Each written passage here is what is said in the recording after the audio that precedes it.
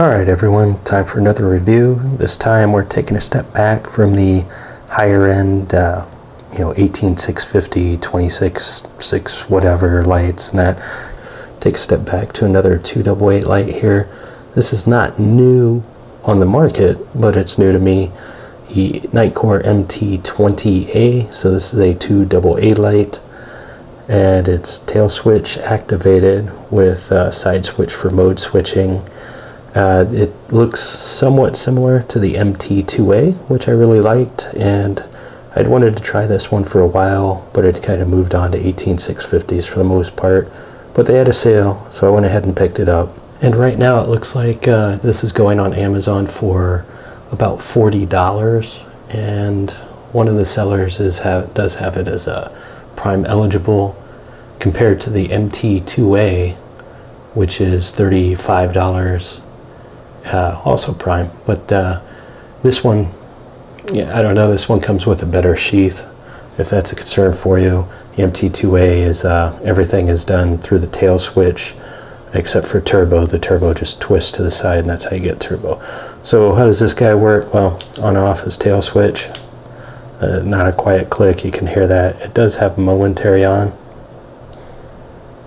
and it will remember strobe through the tail switch there. So how do you switch modes? Well, we said we got the buttons there. So we've got a red mode, and then the ultra low. Ultra low, they say, is 1 lumen for 180 hours. Low is 17 for 24 hours. Mid is 120 for 5 hours, 45 minutes. And then the high is 240 lumens for 2 hours, 15 minutes. I actually got a different time for that. And then the turbo is 360 lumens for an hour, 45 minutes. So that's not too bad. Peak intensity is 6,500 candela, and they say beam distance of 160 meters.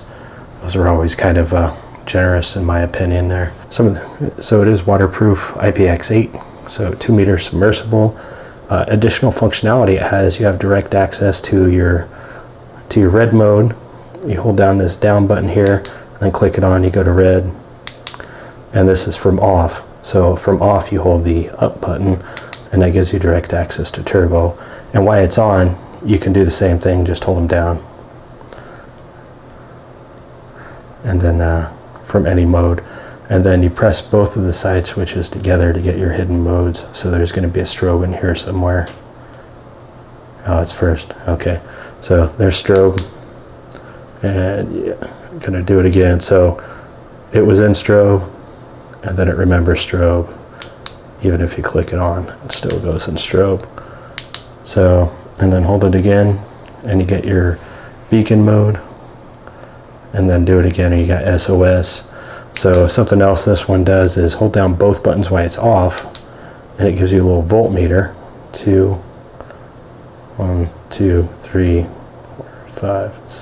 So my batteries are at 2.5 volts.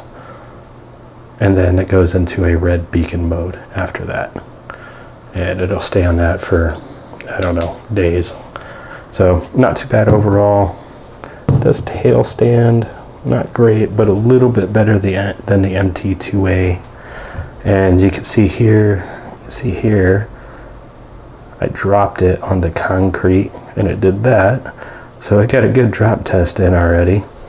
But if you see back here, this was not from the drop, that's from the drop. This is from taking the pocket clip off. That's all I did, was just take it off, and the finish wore out. So it comes with the pocket clip and Nitecore lanyard, which I like their lanyards. Large and small O-ring, and the switch cover replacement. One thing I do like about Nitecore is their sheaths. So I use it just as a belt sheath, but this part here is Velcro. And then you've got your D-ring thing here. I don't get that. But I just like this style of sheath that they use. When you're holding the light, you just kind of flip it over, and it just kind of tips itself in there. And it's real easy to work one-handed with gloves on. So I really like these. I end up ordering these sheaths. I think they're about $7 right now, and I use them on some of my other lights there. The Nitecore lanyards, I've had good luck with them. They're durable, but they're also comfortable if you're actually going to use it. So the pocket clip does have 2 positions. That's one positive for it, so it'll go up at the top if that's what you want, but then down here. And the only reason I really want to show you that is that's how loose that thing is. And that's not for me screwing with it. That's just how loose it is. So it's on there. It'll hold relatively securely, keep it from falling, but you can see it's not incredibly difficult to take off either. So that was something I really didn't like about that. So, and as far as run times go, so my own testing, their testing was done with 25,000, or excuse me, 2,500 milliamp hour batteries. I don't have that. I have some Eneloop Pros that are 2,450 milliamp hours. And these are a little bit more than the regular Eneloops as far as the capacity and price, I guess. So, but my runtime, I started in high with these, made sure they were fully charged. And at 2 hours and 4 minutes, it went to the mode down under high. So that would be the mid mode. 2 hours and 8 minutes, it went down to the low mode. So that's 17 lumens. At 2 hours and 11 minutes, it went down to ultra low, which is 1 lumen. But at 3 hours and 20 minutes, it was still on ultra low, but I did start it in turbo with alkaline batteries, and at 25 minutes it wouldn't go into turbo anymore, but it took 2 hours and 4 minutes to go down to medium. So about the same with regular alkaline batteries. So that's actually pretty good. Overall, I like the light. Get a nice, very clear, smooth reflector there. And it does do the tail stand, and it's waterproof. You know, it meets all the basics.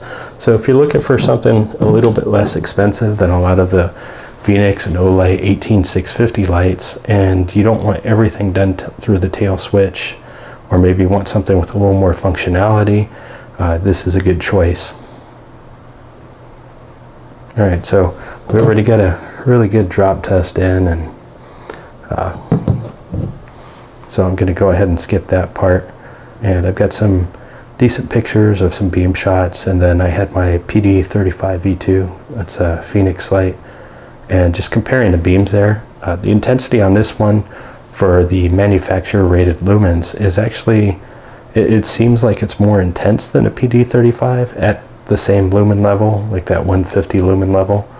And then even at the next one up, the turbo compared to the PD35s, I think it was 350 lumens. It seemed like it was a little more intense.